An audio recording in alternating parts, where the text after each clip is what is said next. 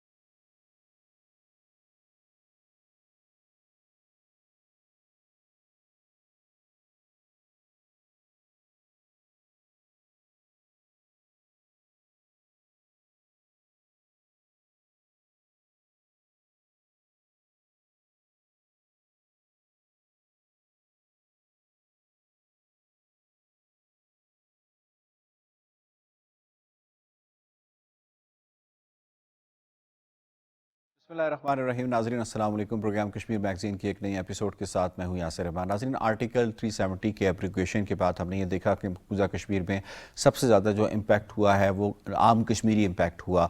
वहाँ पे जो उनकी इकॉनमी है वो इंतहाई ज़बूहानी का शिकार हो गई। एक अंदाजे के मुताबिक $2.5 अरब का नुकसान जो है वो मकबूजा कश्मीर की इकॉनमी को हुआ। उनकी जो मेन फसलें थी जिनमें सेब की जो फसल थी वो सर फहरिस्त थी, उससे बहुत ज़्यादा नुकसान हुआ। इसके साथ साथ टूरिज़म जो है, उनके होटल्स वो बंद हो गए। और उसके बाद फिर जो अगली वेव कोविड की वेव आई, उसके अंदर जब लॉकडाउन लगाया गया तो उन्हें कोई कश्मीरियों को कोई रिलीफ ना मिला, जिसकी वजह से उन्हें मज़ीद जो है वो नुकसानात का माशी नुकसानात का सामना करना पड़ा। अब इसके बाद कश्मीरियों के बाद दो ऑप्शंस थे। एक ऑप्शन तो ये था कि वो घर बैठ जाएं, दूसरा ऑप्शन ये था कि वो अपनी माश की तलाश में कहीं जाएं। तो वो जब उन्होंने हिंदुस्तान का रुख किया, क्योंकि वो किसी और इलाके की तरफ तो जा नहीं सकते थे, जब हिंदुस्तान का रुख किया तो वहाँ पर उन्हें डिस्क्रिमिनेशन का, विक्टिमाइजेशन का सामना करना पड़ा। वो कश्मीर जो बिहारियों को, वो कश्मीर जो इंडिया से लोगों को लाखों की तादाद में हर साल इतनी ज़्यादा एम्प्लॉयमेंट प्रोवाइड किया करता था, अब उसके बाशिंदे जो हैं, रियासत के बाशिंदे, वो इंडिया के अंदर मुख्तलिफ इलाकों में हमें नज़र आए और वो अनएम्प्लॉयड नज़र आए। यानी इस दौर के अंदर हाईएस्ट अनएम्प्लॉयमेंट रेट जो है मकबूजा कश्मीर का रहा। इसके साथ साथ हमने ये देखा जनाब कि हिंदुस्तान ने एक और चाल चली। हिंदुस्तान ने ये दुनिया को दिखाने के लिए, ख़ास उस वक्त के अंदर जब पाकिस्तान में OIC की कॉन्फ्रेंस हो रही थी, फॉरेन मिनिस्टर्स लेवल के ऊपर कॉन्फ्रेंस हो रही थी, 57 ममालिक का ये कंसोर्शियम, ये ब्लॉक जो कि यूनाइटेड नेशंस के बाद सबसे बड़ा ब्लॉक माना जाता है, उसका जो डेलीगेट्स थे, फॉरेन मिनिस्टर्स थे, वो इस्लामाबाद में मौजूद थे। तो उनकी उसको डिविएट करने के लिए मकबूजा कश्मीर के अंदर जो है उनके लेफ्टिनेंट गवर्नर मनोज सिन्हा की लीडरशिप के अंदर कुछ इन्वेस्टर्स जो कि गल्फ़ कंट्री से बुलाए गए और उन्होंने जनाब बड़े बुलंद बांग दावे किए। उन्होंने कहा कि हमने 3,000 करोड़, जब हमने दुबई में विज़िट किया उस वक्त MOU साइन किए थे इन ममालिक के साथ। उसके बाद जब ये लोग यहाँ पे आए हैं तो 27,000 करोड़ के हमने इंडियन रुपीस के अंदर जो हमने मुआहदे हैं वो किए हैं। और इसके साथ साथ अब हम इसको 70,000 करोड़ का जो पोटेंशियल है इसके अंदर हम देख सकते हैं। कुछ कंपनी जिसका नाम मैं यहाँ पे लेना चाहूँगा जिन्होंने यहाँ पे इंटरेस्ट शो किया, उनमें अमार है, लुलु है, मातो इन्वेस्टमेंट है, अलमाया ग्रुप है, GL एम्प्लॉयमेंट है, उसके बाद सेंचुरी फाइनेंशियल है, इंफॉर्मेशन टेक्नोलॉजी और दीगर मुतादिद जिन्होंने यहाँ पे इंटरेस्ट शो किया। एग्रीकल्चर के अंदर, टेक्सटाइल के अंदर, कंस्ट्रक्शन के अंदर यहाँ पे इंटरेस्ट शो किया। यहाँ सवाल दो तीन बनते हैं। पहला सवाल तो ये बनता है कि एक डिस्प्यूटेड टेरिटरी के अंदर क्या कोई फॉरेन कंट्री इन्वेस्ट कर सकता है। दूसरा सवाल ये बनता है कि मकबूजा कश्मीर की जो सूरत हाल है, ऑन ग्राउंड सूरत हाल है, मार्च के अंदर 20 कश्मीरियों को शहीद किया गया, क्या ऐसी सूरत हाल के अंदर कोई भी सेन इन्वेस्टर जो है अपना पैसा यहाँ पे लगाएगा। तीसरा सवाल ये बनता है कि जो वर्ल्ड पावर सेंटर्स हैं वो इस पर क्यों खामोश हैं, वो क्यों इस पर बात नहीं कर रहे कि एक डिस्प्यूटेड टेरिटरी है, इसके ऊपर जो इन्वेस्टमेंट का मामला है और फॉरेन इन्वेस्टमेंट का मामला है वो नहीं लगाया जा सकता। और कश्मीरियों की ज़मीन जैसे हत्याई जा रही हैं वो भी एक मामला सामने आ रहा है। इस पर यकीनन बात करेंगे कि ये जाहिर तो एक इन्वेस्टमेंट कॉन्फ्रेंस या इन्वेस्टमेंट की एक टैक्टिक लग रही है, लेकिन इसके पीछे और भी बहुत कुछ है कि मुसलमान कंट्रीज़ को इसके अंदर इन्वॉल्व करना, इसके मकासद क्या हो सकते हैं। इस पर आज के इस प्रोग्राम में हम बात करेंगे। आज हमने دعوت دی ہے جناب الطاف وانی صاحب کو. آپ چیئرمین ہیں KIIR تھنک ٹینک کے اور سینئر حریت رہنما ہیں, اور ہم نے آج دعوت دی ہے اسٹوڈیوز میں جناب ایڈوکیٹ عتیق الرسول صاحب کو. آپ تجزیہ کار ہیں, قانون دان ہیں, بہت شکریہ آپ کا جی. اور ٹیلی فون لائن پہ ہمیں جوائن کیا ہے جی ڈاکٹر حامد خان المشرقی نے, ماہر بین الاقوامی امور ہیں. ڈاکٹر صاحب آپ کا بھی بہت بہت شکریہ, آپ نے ہمیں جوائن کیا. الطاف وانی صاحب کہتے ہیں جی انویسٹمنٹ تو بہت اچھی ہوتی ہے, انویسٹمنٹ جب بھی آئے تو لوگوں کے لیے خوشحالی لاتی ہے. یہ کیسی انویسٹمنٹ ہے کہ کشمیری اس کے اوپر سراپا احتجاج ہیں؟ دیکھیں انویسٹمنٹس بھی دو قسم کی ہوتی ہیں. ایک جو ریئل انویسٹمنٹ ہوتی ہے, ایک انویسٹمنٹ وہ ہوتی ہے جو آپ کی لینڈ گریب کے لیے آپ کا آکیپائر لاتا ہے. آکیپیشن کی انویسٹمنٹ ہمیشہ سے اس کے مقاصد ہوتے ہیں کہ وہاں کے لوگوں کو اپنے زیر اثر لانا, انہیں سبز باغ دکھا کر ان کو اپنے سبجوگیشن میں لانا. اب جو ہندوستان کی اس وقت کی یہ کوشش ہے, جب آرٹیکل 370-35 ریووک کیے گئے تھے اس وقت 4 مین سلوگنز جو ہندوستان کی سرکار نے لگائے تھے اس وقت کے, ایک تو ہم کشمیر میں انویسٹرز لائیں گے, یہاں انویسٹمنٹ کریں گے. ایک یہ تھا کہ ہم یہاں خاندانی راج جو سیاستدانوں کا رشوت خوری اس کو ختم کریں گے, خواتین کو حقوق دیں گے, اور کشمیر میں اب تو آسمان سے اب تارے توڑ کر کشمیر میں لائے جائیں گے. اگر آپ اس ساری چیز کو دیکھیں رائٹ فرام 5 اگست 2019 سے اس وقت تک کشمیر میں 566 لوگ اس وقت تک مارے گئے کشمیر کے اندر.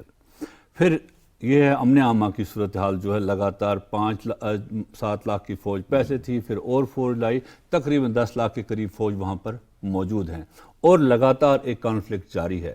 اور کسی جگہ بھی انویسٹمنٹ کسی ایسے ماحول میں نہیں کی جا سکتی ہے جہاں پر امن عامہ کا خطرہ ہو, جہاں پر انویسٹر کو یہ لگے کہ پیسے میرے ڈوب رہے ہیں. پہلی چیز یہ ہے. دوسری چیز یہ کہ ابھی تک ہندوستان نے 200 کے قریب MOU سائن کیے ہیں, مختلف کنسورشمز کے 200 قریب, لیکن ابھی تک کوئی ایک بھی چیز آن گراؤنڈ نظر نہیں آئی. جو دعوے ہیں حکومت کے, ہم نے 600 کنال زمین فلانی جگہ لی, 300 کنال فلانی جگہ لی, اتنی 33,000 کروڑ کی انویسٹمنٹ اس سال کریں گے, اور 75,000 کروڑ کی انویسٹمنٹ اس سال کے آخر تک ہوگی, جتنی انویسٹمنٹ کشمیر میں 1947 سے نہیں ہوئی. یہ دعوے ہیں ان کے, لیکن اس میں سے ابھی تک کوئی آن گراؤنڈ کوئی چیز بنی نہیں ہے. اس دوران 5 اگست ابھی تک جو ہیں 5 لاکھ کشمیری بے روزگار ہو گئے.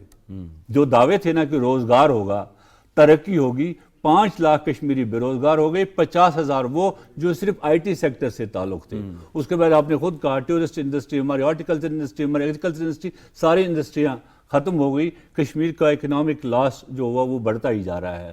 اور یہ ساری جو ہندوستان کی یہ کوششیں ہیں, یہ ان اے وے کہ جو پہلے سے ہی ہندوستان کوشش کر رہا ہے کشمیر کے اندر ڈیموگرافک چینجز کی, ان کو بڑھاوا دینے کے لیے فارن انویسٹر, اس میں تو نام اپنے بڑی کمپنیوں کے لیے, لیکن جہاں تک میری معلومات ہے, جہاں تک میں جانتا ہوں, یہ وہ سارے ہندوستانی ہیں جو UAE میں کام کرتے ہیں. اس پہ بات کریں گے, آپ نے بڑا امپورٹنٹ نکتہ اٹھایا. میں یہاں پہ انوالو کر لیتا ہوں ایڈوکیٹ عتیق الرسول صاحب کو.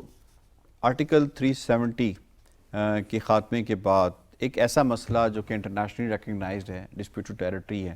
قانون کیا کہتا ہے کہ ایک ڈسپیوٹڈ ٹیریٹری کے اندر کوئی فورن انویسٹمنٹ, فورن نیشنلز آ سکتے ہیں؟ سادہ سوال. بسم اللہ الرحمن الرحیم. دیکھیں ایک چیز تو بڑی اس حوالے سے کلیئر ہے کہ یہ دنیا کا سب سے بڑا ملٹرائز زون ہے. پھر اس کا ایشو جو ہے وہ UN میں پینڈنگ ہے. 1947 سے 48 سے آن ورڈ اسٹل ڈیٹ یہ ایشو جو ہے وہ UN میں پینڈنگ چلا آ رہا ہے. اب یہ جن ممالک کا ذکر کر رہے ہیں جو اس میں انویسٹ کر رہے ہیں, ہم تو پہلے بھی بات کر رہے تھے کہ یہ وہ ممالک ہیں یا تو وہ UN کے چارٹرز اور ٹریٹیز سائن کر چکے ہیں آلریڈی, اور کچھ جزائر جن کا ابھی جس ڈیلیگیشن کا ذکر کر رہے ہیں, یہ چاہے وہ بے شک انڈیا کے ہی زیادہ تر انویسٹرز ہیں, لیکن وہ گلف کنٹریز ہیں جو کہ OIC کے ممبران ہیں.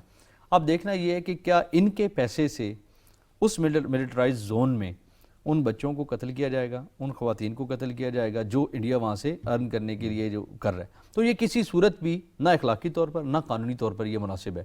اول تو یہ ہے کہ جو ان کا مقدمہ پینڈنگ ہے اس کو ڈیسائیڈ کیا جائے. جب تک وہ ڈیسائیڈ نہیں ہوتا تب تک اس طرح کی انویسٹمنٹ اور اس طرح سے انڈیا کو سپورٹ ایک نارمل سا سوال ہے, جی عام سا ایک سوال ہے. 2 لوگوں کا آپس میں زمین کا جھگڑا ہوتا ہے, جی ایک بندہ جا کے کورٹ سے اسٹے آرڈر لے کے آ جاتا ہے, کیا اس زمین کے اوپر کوئی کنسٹرکشن, کوئی کاروبار, کوئی چیز ہو سکتی ہے؟ نہیں ہو سکتی.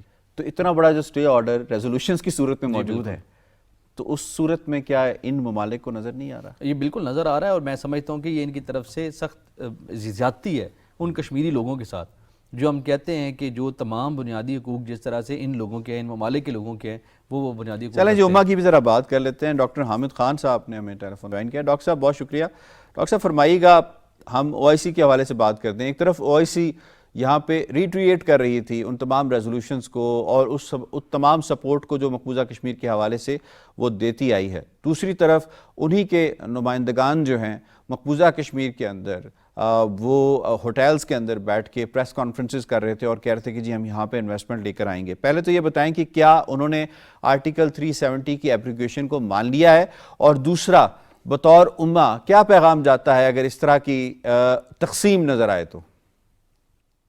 جی بہت شکریہ یاسر۔ دیکھیں بات یہ ہے کہ مطلب یہ بڑے افسوس کا مقام ہے کہ پاکستان کی کتنی کوششوں کے باوجود دنیا ساری کو مسئلہ کشمیر بار بار نہ صرف ایکسپلین کیا گیا ہے، بلکہ اس کی جو سیریسنیس ہے، وہاں پر جو قتل عام کر رہا ہے، وہاں جو جینوسائیڈ کر رہا ہے بھارت، وہ ساری دنیا کو دکھانے کے باوجود بدقسمتی سے جو گلف کنٹریز ہیں وہ ابھی بھی ان کا جو جھکاؤ ہے وہ بھارت کی طرف ہو جاتا ہے، معاشی مفادات کے لیے کہہ لیں یا دوسرے مفادات کے لیے کہہ لیں۔ اور یہ میں آپ کو بتاؤں کہ یہ جو ڈیلیگیشن گئے ہیں اور جو بات کی جا رہی ہے انویسٹمنٹ کی، اس کے اندر بہت سارے نہ صرف قانونی پہلو ہیں، اس کے علاوہ سفارتی پہلو بھی بہت سارے اہم ہیں۔ اس کے اندر ایک بات بڑی واضح طور پر نظر آتی ہے کہ کیا یہ جو ادارے ہیں کیا یہ سرکاری سرپرستی میں انویسٹمنٹ کریں گے؟ اگر سرکاری سرپرستی میں کریں گے تو یہ تو بہت بڑی بریچ ہے خود او آئی سی کی، خود یونائٹڈ نیشن کے جو چارٹر ہے اور رولز ہیں ڈسپیوٹڈ ٹیریٹری کی، اس کی بہت بڑی وائلیشن ہے۔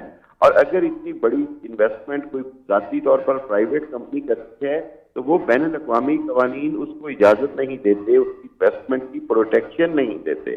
تو اس حوالے سے جو بات مجھے سمجھ آ رہی ہے کہ ان کو باقاعدہ حکومتوں کی حمایت حاصل ہے، اور یہی سب سے بڑی بدقسمتی ہے کہ کیا مسلمان ممالک اور امہ جو ہے وہ مسئلہ کشمیر کو اس طرح پسے پشت ڈال رہی ہے۔ 80 لاکھ کشمیریوں کی جانوں کا مسئلہ ہے اور ان کے حق خود ارادی کا مسئلہ ہے۔ آپ کو میں یہاں ایک اور بات بتاتا چلوں کہ اس سے پہلے یہ جو ہم بات کر رہے تھے نا جی کہ اتنی ایکڑ زمین انہوں نے ڈفرینٹ پروجیکٹس کے لیے اناؤنس کی ہے، اور یہ 3000 ایکڑ انیشل تھی اور 6000 ایکڑ بعد میں انہوں نے بتائی ہے۔ جی ٹوٹل 14000 ایکڑ کا یہ منصوبہ ہے، جس میں 10000 ایکڑ یہ اناؤنس کر چکے ہیں۔ اس کے اندر بہت بڑی ایک سازش ہے کہ یہ وہ ساری پرائیویٹ انڈین کمپنیاں انویسٹمنٹ کر رہی ہیں جو ہندو نواز بی جے پی کی اسپانسر ہیں، برلاز اور ٹاٹاز اور یہ والی کمپنیز ہیں، امبانی۔ یہ وہ لوگ، یہ وہ بزنس مین نہیں ہے جو بزنس چاہتا ہے، یہ دراصل وہاں پر کشمیر کے اندر اپنے پاؤں جمانے کی سازش ہے۔ یہ ایسٹ انڈیا کمپنی سٹائل سے کشمیر پر قبضہ کرنا چاہ رہے ہیں۔ دنیا کو یہ بتانے کی ضرورت ہے کہ یہ وہی دھوکہ ہے جو 400 سال پہلے برے صغیر میں آنے کے لیے انگریز نے مسلمان اور مغلوں کو دیا۔ آج وہی دھوکہ کشمیریوں کو دیا جا رہا ہے، اور کشمیری اس کو سمجھتے ہیں۔ جو کشمیر کا آزاد جموں اور کشمیر سے نہیں بلکہ جو مقبوضہ جموں کشمیر کا کشمیری ہے وہ اس کو سمجھتا ہے۔ دیکھیں ڈیموگرافک چینج کرنے کے لیے آپ نے 40 لاکھ ڈومیسائل ایشو کر دیے۔ ڈاکٹر صاحب ذرا اس کو ہم تھوڑا سا اس پلان کو مزید انرتھ بھی کر لیتے ہیں۔ یہ فرمائیے گا کہ انڈیا اگر یہ یورپ کو لے کر آتا یا انڈیا کسی اور ریجن سے تعلق رکھنے والی کنٹریز کو لے کے آتا تو اس میں بھی کچھ پیغام ہوتا، بالخصوص جو او آئی سی کنٹریز اور ہمارے مسلمان ممالک، ان کو یہاں پہ لانا، اور اس کا ایک ایسا پلان کیا یہ بھی ہو سکتا ہے کہ کیونکہ وہ مسلمان ممالک ہیں وہ یہاں پہ جب انویسٹمنٹ کریں گے تو کشمیریوں کا دل جو ہے وہ موم ہو جائے گا، اور کشمیری کہیں گے جی کیونکہ اپنے بھائی انویسٹمنٹ کر رہے ہیں تو اس لیے ہمیں کچھ نہیں کہتے، تو یہ ہمیں نوکریاں بھی دے رہے ہیں۔ انہوں نے کہا جی 7 لاکھ نوکریاں تو انیشیل آتے ہی نہ مل جائیں گی آپ کو 7 لاکھ نوکریاں، تو 7 لاکھ نوکریاں بھی مل جائیں گی کشمیری صاحب، تو کشمیری کاز سے کیا دور چلے جائیں گے؟ یہ جو ٹیکٹک ہے خاص طور پہ یہ کس حد تک کشمیریوں کو مروب کر سکتی ہے؟ بیسک سوال یہ ہے۔ بہت اچھا سوال ہے۔ دیکھیں کشمیریوں کو یہ دھوکہ دیا جا رہا ہے، کشمیریوں کو یہ کہہ کر دراصل یہ جو وہ انویسٹر ہیں یہ وہ ہیں جو آلریڈی انڈیا کے زیر اثر ہیں۔ یہ بدقسمتی سے میں کہتا ہوں کہ یہ نام کے مسلمان ادارے ہیں.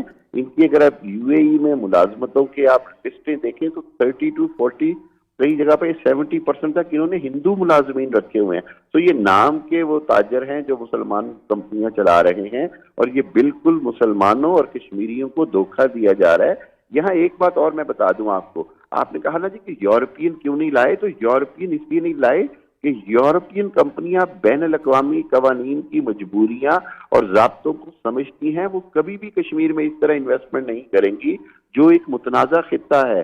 انہوں نے ہانگ کانگ میں اس وقت جا کے انویسٹمنٹس کی جب ہانگ کانگ کا سٹیٹس انڈیپینڈنٹ ہو گیا. دیکھیں یورپ کے اندر جو بڑی کمپنیاں ہیں وہ بین الاقوامی قوانین کو سمجھتی ہیں, وہ یہ سمجھتی ہیں کہ موسٹ ملٹرائزڈ ایریا میں ہم کیوں انویسٹمنٹ کریں. یہ جو عرب کمپنیاں ہیں ان کے پیچھے دراصل گھوم پھر کر انڈین انفلوئنس اور انڈین انویسٹمنٹ نظر آئے گی. جی ڈاکٹر صاحب, اس سے پہلے بالکل آپ کا پوائنٹ آ گیا, اس سے پہلے میں الطاف وانی صاحب کو بھی شامل کروں. ایک مختصر سا سوال آپ سے ایک اور پوچھ لیتے ہیں ابھی, کیونکہ ایک کنٹینیوٹی میں چیز چل رہی ہے. کیا یہ جو اٹیمپٹ ہے, کیونکہ یہ بہت بڑا اٹیمپٹ ہے, چھوٹا اٹیمپٹ نہیں ہے, پہلے یہ UAE میں گئے, اس کے بعد ان کو یہاں پہ لے کر آئے اور 2 درجن سے زائد وہ لوگ یہاں پہ موجود ہیں, وہ تمام وہ ممالک ہیں جن کے ساتھ پاکستان کے دیرینہ تعلقات ہیں. پاکستان کی جو معاشی مشکلات ہیں اس کے اندر ان کی بہت زیادہ ہمیشہ سپورٹ رہی ہے. پاکستان کے لیے ہمیشہ خیر خواہی ان ممالک نے, ان ریاستوں نے شو کی ہے. کیا یہ جو اٹیمپٹ ہے, کیا پاکستان کے اوپر اثر انداز ہونے کی ایک کاوش ہے؟ ہندوستان یہ چاہتا ہے کہ اس طرح سے کر کے ہم ان ممالک کو سٹیک ہولڈرز بنا کے اس خطے کے اندر پاکستان کے اوپر پریشر بلڈ کر سکے. بالکل ایسے ہی ہے کہ پاکستان کو یہ باور کرایا جا رہا ہے کہ عرب ممالک کی اب جو حمایت ہے وہ کسی صورت بھی کشمیر کے مسئلے میں پاکستان کو نہیں ملے گی. بھارت کی یہ جو بدترین کوشش ہے, اس کے اندر بدقسمتی یہ ہے کہ ہمارے خود مسلمان ممالک اس کا حصہ بن رہے ہیں, خصوصاً جن عرب ممالک کی آپ نے بات کی. ایک بات میں آپ کو اور بتاؤں کہ یہ جو کمپنیز آئی ہیں ان کا کلیم یہی ہے کہ یہ پرائیویٹ انویسٹرز ہیں, اور حکومت کے پاس جو UAE کی جو حکومت ہے اس نے یہ کہا جی کہ ہم پرائیویٹ انویسٹرز کو کہیں پر بھی انٹرفیئر نہیں کرتے ہیں. تو ایک طرف سے یہ کہا جا رہا ہے, اور دوسری طرف سے جس طرح آپ نے کہا یہ پیغام دیا جا رہا ہے کہ چونکہ ہمارے اتنے اچھے تعلقات ہو گئے ہیں, یہ چلتے آ رہے ہیں UAE کے ساتھ اور ان ممالک کے ساتھ, کہ ان کے لیے مسئلہ کشمیر کوئی ثانوی حیثیت بھی نہیں رکھتا ہے. تو یہ بیسیکلی ایک بہت بڑا ویشس پلان نہیں لگ رہا آپ کو؟ یہ تو بظاہر تو یہ ویشس پلان ہے, لیکن ایک چیز جو ڈاکٹر صاحب بھی کہہ رہے تھے, پہلے دیکھتے ہیں کہ جو کمپنیز آ رہی ہیں کیا are they backed by, are they coming with the consent of the respective governments, کیا ان کو ان حکومتوں کی اجازت ہے, کیا ان کی اجازت وغیرہ آ سکتی ہے؟ نہیں دیکھیں, پرائیویٹ کمپنی ایک ہوتے ہیں اجازت, ایک اجازت تو الگ چیز ہے. ایک ہے کہ ان کی جو پوری سرکاری آشرواد جو ہوتی ہے اس کے لیے ڈپلومیٹک ویز اینڈ مینز ہیں. اس کے لیے ہندوستان کے جو یہ لیفٹیننٹ گورنر سارے جب پرائم منسٹر مودی جا رہے تھے, اس نے تمام ان کمپنیز کے ساتھ ہر جگہ پر یہ بات چیت کرتے ہیں, لوگ جاتے ہیں. تو ان میں جو CEOs ان کمپنیز کی زیادہ تر ہندوستانی, ادھر انڈینز, دیر آلریڈی پلیجز, انہوں نے کہ ہم یہ کریں گے وہ کریں گے, سارا چیزیں. جو بندہ آتا ہے انویسٹ کرنے کے لیے اس کو کاسٹ بینیفٹ انالیسس خود کرنی ہوتی ہے کہ اگر میں کسی جگہ انویسٹ کر رہا ہوں تو یہاں کے حالات کیسے ہیں, یہاں کا انوائرمنٹ کیسا ہے, اس سے میرے ملک کے سفارتی تعلقات کیا اثر ہوگا, مجھے کتنا پروفٹ ملے, کیا یہاں پروفٹ ارن ہو بھی سکتا ہے. دوسری بات یہ ہے کہ سب سے بڑی بات یہ ہے, بنیادی بات ہوتی ہے پرچیزنگ پاور کی. جہاں کی آپ انویسٹمنٹ کرتے ہیں وہ وہاں کے پرچیزنگ پاور وہ ہے ہی کوئی نہیں. تو دلیل یہ ہے کہ اس سارے عرصے میں جو جس اگر پرچیزنگ پاور نہیں ہے بانی صاحب, اگر پرچیزنگ پاور نہیں ہے, اس کا مطلب یہ ہے کہ ویشیس پلان ہے. سر یہ اس کا سارا پلان جو ہے یہ کنیکٹ ہوتا ہے اس چیز کے ساتھ جو ہم شروع دن سے ڈسکس کر رہے ہیں, to change the demography of Kashmir.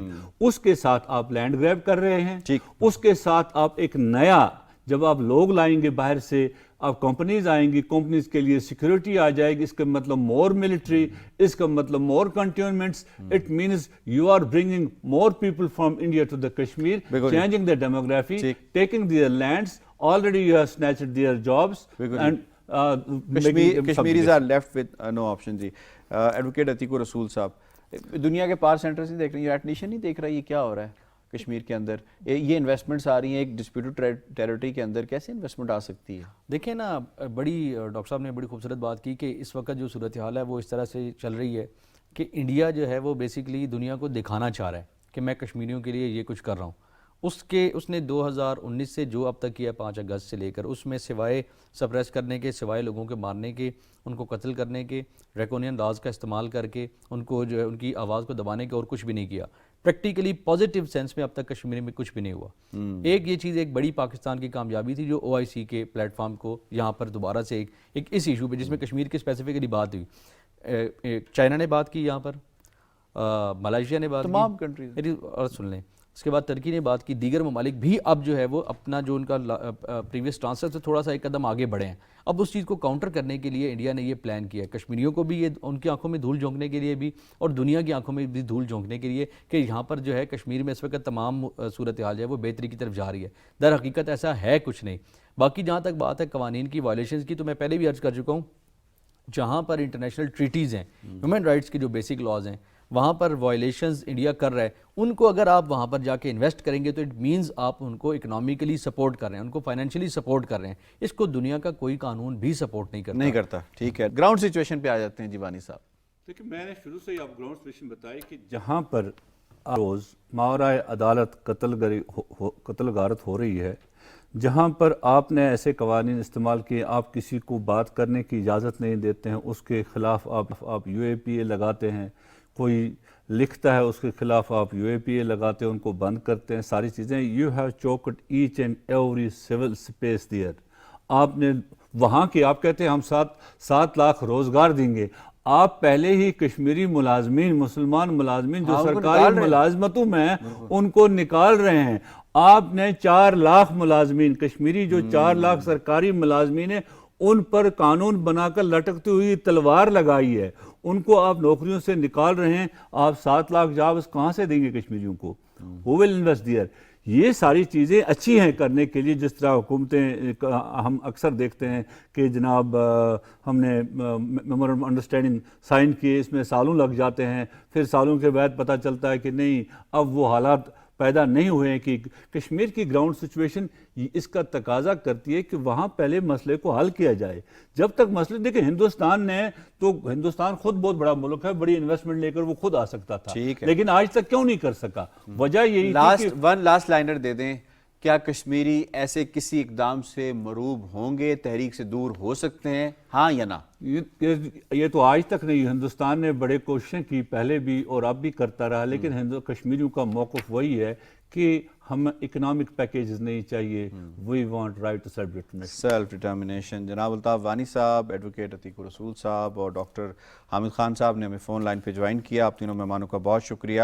بالکل ناظرین، کوئی بھی انویسٹمنٹ کارگر ثابت نہیں ہو سکتی، سودمند ثابت نہیں ہو سکتی، اور کوئی بھی سین انویسٹر اس وقت تک وہاں پہ پیسہ نہیں لگاتا جب تک کہ امن نہ ہو، سیکیورٹی نہ ہو، کیونکہ سیکیورٹی سب سے امپورٹنٹ ہوتی ہے. اور حالیہ تناظر میں مقبوضہ کشمیر کے اندر آپ دیکھیں تو کوئی بھی کشمیری یہ الاؤ نہیں کرے گا کہ اس کے سیلف ڈٹرمنیشن کی کاسٹ کے اوپر بلینز آف ڈالرز مقبوضہ کشمیر میں لگائے جائیں، کیونکہ کوئی بھی کشمیری اسے قبول نہیں کرے گا. پروگرام کشمیر میگزین سے اتنا ہی. یاسر رحمان کو دیجیے اجازت.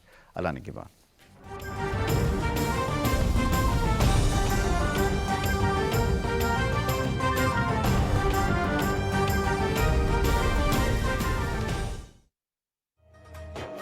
رمضان پاکستان، رمضان